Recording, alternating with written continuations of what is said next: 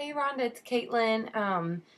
I'm excited about your last week, and I'm glad you were a part of this. I do want to tell you though that we're getting our floors redone, and so if you hear in the background like just tools and stuff, that's what that is. So obviously we couldn't stop working for me to get these videos done. So if you hear background noise, I just want to tell you what it was. So. But thanks for sending these images. I think they're a really great place to start for this week. And that last picture you sent was hilarious.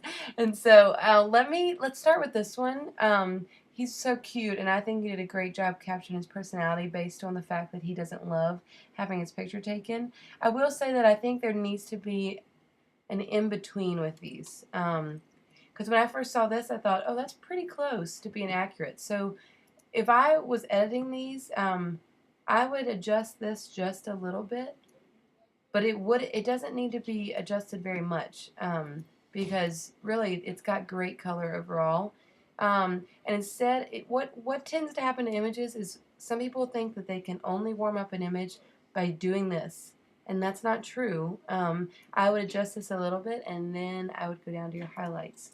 So take your highlights and adjust those tones just a tad and adjust your shadows just a tad. And so that's going to give you a warmer image that's a better mix between the two. So let's look at these that I just edited. So this is what came straight out of the camera. Let's look at all these actually. Oh, I don't know if we... Okay, so this is what I edited. This was straight out of the camera. And that's what yours was edited to. So let's go and see... So this is what I ended up with, and this is what you had. The only difference is that I adjusted the color of highlights and shadows instead of just moving the temperature dial around. I think it's a great shot. I think the clarity's great, the light's great. It's just a matter of dealing with your white balance and making sure you don't overdo it. He's such a cutie, so this is great, and I think I hope that's helpful. So let's compare mine, which is here, to straight out of the camera. So I just took what you had and warmed it up just a little bit. Not too much, just a little. So I hope that helps for that one. Let's look at this one. She's cute too. She's really cute. So this is your edited shot, and obviously you go a little bit darker, which is fine.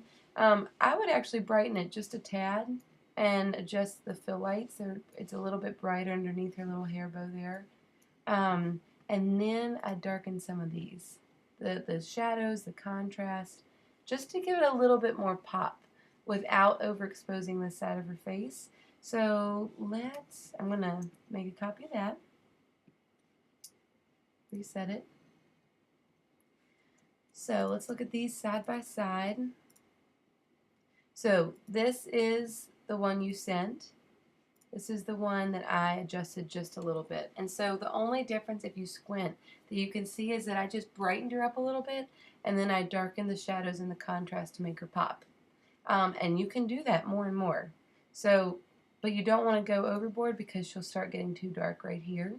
So if you made the shadows even darker, you'd have to adjust the darks to brighten up those areas that are too heavy. So you see the difference there? I just kind of brightened it and then darkened the contrasty areas. So it's a beautiful image. I think it's wonderful. If you were to shoot a little farther back, you might like the composition a little bit more, because if you zoomed out, you could put her head more in this quadrant of the frame and have some negative space over here. But for a close shot, it's really beautiful. So let's talk about black and whites. One thing about cropping, they're a really cute couple. She's got a beautiful smile. Is next time, right now there's some dead space up here. For a vertical image, I'm going to try to get both their heads up into these quadrants up here.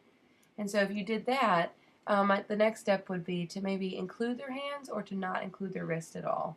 So I think it's better if you have a portrait like this to crop it in to where you can't see their wrists, so you know, okay, their hands aren't supposed to be in the image, rather than almost seeing their hands down there. It's better just to crop them out all the way and have a tight image. So that's something to think about. If I was making this a black and white, I'd brighten it a little bit because it's automatically going to get dark, and make it black and white there, and then I would darken it up.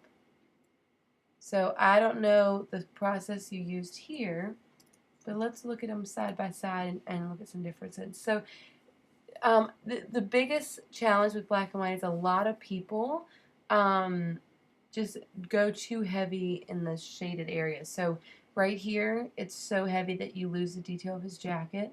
Her head's really heavy. It's just overall kind of dark. You also have a little bit of a brown tone, which is fine actually. I like it. I think it's pretty. But if I were you, I'd focus on just not making the shadows in the dark so heavy. So I would adjust that. All I did there was brighten the darks. Add some fill light. So that's a little bit better. But for me, I actually just use the black and white here, and then I adjust it to make sure that my curves are good. So that's what I would have done. And I think you're really close here. The only thing was just making sure the darks are not too heavy. Let's talk about her. I can tell her skin isn't as smooth as you'd probably like it to be. So, but I actually think the color of her face here is better than here.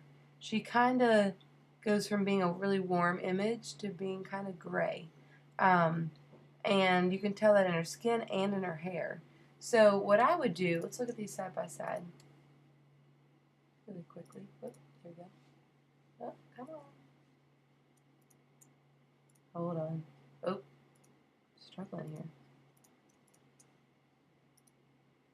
Okay, so what I would do, I like the way you cropped it. I think that's great. So if I was doing just this image, I would, can I crop in here? I'm not sure if I can.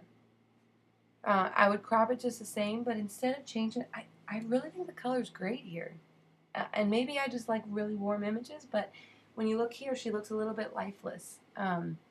Just like not as warm and not as welcoming feeling. So there's just a lot of gray in her face, and so I wouldn't be afraid of color and warmth. I would leave it like this.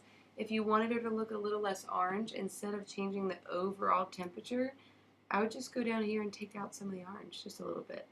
But I hope you can see side by side, hopefully what I'm talking about, just that there's just not as much life in this image. So I would even, if you can, let's go back out. So you can do this in Lightroom or you can do it in Photoshop with an action, but if you take the clarity out of a brush, basically all you're doing is blurring some of the skin, just a little bit. There are better actions you can use for this in Photoshop, but since we're in here.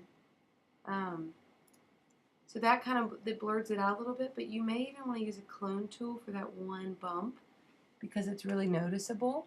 But gosh, straight out of camera, it's a really great shot. So I would darken it just to give it a little bit more pop. But if I were you, I wouldn't change the color of this at all. It's really, really accurate and really, really good. So I think it's great. I just wouldn't make her look gray in this picture. And that just comes from looking at them side by side. So I think they're beautiful images, and I think you should be really proud of yourself. I hope you have a great, great new year.